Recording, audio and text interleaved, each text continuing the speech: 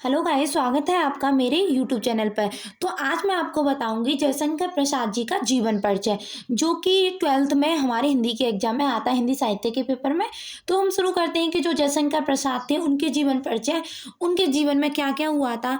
तो छायावाद के प्रवर्तक और उन्नायक महाकवि जयशंकर प्रसाद का जन्म काशी के अत्यंत प्रतिष्ठित और सुगनी साहू के नाम से प्रसिद्ध वैश्य परिवार में सन 1889 में हुआ था। इनके पितामह बाबू शिवरतन साहू तंबाकू के बहुत बड़े व्यापारी और समृद्ध व्यक्ति थे। वे विद्वान, कलाकार और धार्मिकों को पर्याप्त मान सम्मान प्रदान करते थे। प्रसाद जी के पिता श्री देवी प्रसाद जी भी ये सभी गुणों में विद्यमान थे। इनके माता पिता तथा बड़े भाई का देहावसान यानी उनकी मृत्यु इनकी अल्पायु में ही हो गया था। लाड़ प्यार से विमुख प्रसाद जी को व्यवसाय तथा परिवार के समस्त उत्तरदायित्वों का वहन करना पड़ा। परिणामतः इन्होंने विद्यालयी शिक्षा छोड़ दी और घर पर ही अंग्रेजी, हिंदी, बांग्ला, उर्दू, फारसी, संस्कृत आदि भाषाओं का गहन अध्ययन किया। अपने पैतृक कार्य को करते हुए इन्होंने अपने भीतर काव्य प्रेरणा को जीवित रखा। प्रसाद गंभीर और शांत प्रकृति के थे। कभी किसी कवि सम्मेलन या सभा सोसाइटी में नहीं जाते थे। वे कटु से कटु आलोचना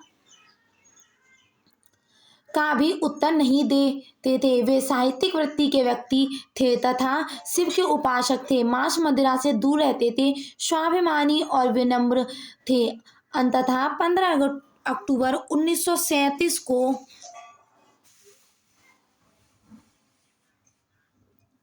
इनका रोग जड़ शरीर निष्प्राण होकर यानी इनकी मृत्यु कब हुई थी? 15 नवंबर 1937 को होकर हिंदी साहित्य के एक अध्याय का पटाक्षेप कर दिया।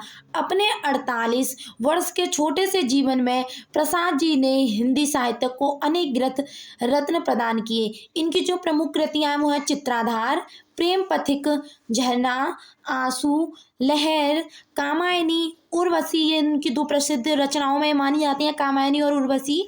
एक घूट, चंद्रगुप्त, आजाद शत्रु, तितली, कंकाल, ध्रुव स्वामिनी, ये आदि इनकी जो मैंने प्रमुख रचनाएं बोली हैं। क्योंकि इनकी ये तो बहुत सारी रचनाएं, कृतियां होती हैं, इतनी कृतियां हम लोग नहीं याद कर सकते एग्जाम की दृष्टि से, क्योंकि हमें और भी बहुत सारी चीजें याद रखनी होती हैं। तो जो मेन है वो मैंने यहाँ पर ली है।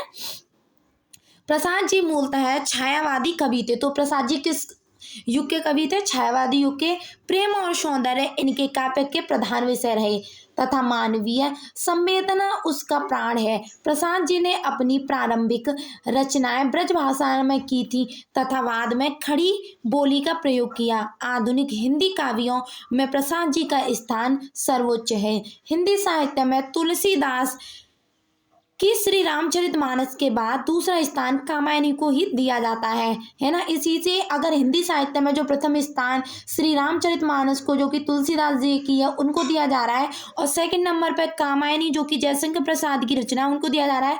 तो इससे हम पता कर सकते हैं कि उनका कितना महत्वपूर्ण योगदान हमारे हिंदी साहित्य में रहा है। इसी बात से इनका महत्व स्पष्ट किया जा सकता है। तो मैंने आपको बताया कि जो जयशंकर प्रसाद थे, उनकी जीवनी, उनका पूरा जीवन परिचय, उन्होंने अपने जीवन में क्या क्या किया, किस परिवार से संबंधित रहे वो, है ना। यहीं पर आपका जो जीवन परिचय वो समाप्त होता है। वीडियो अच्छी लगी तो वीडियो को लाइक एंड शेयर कर दें।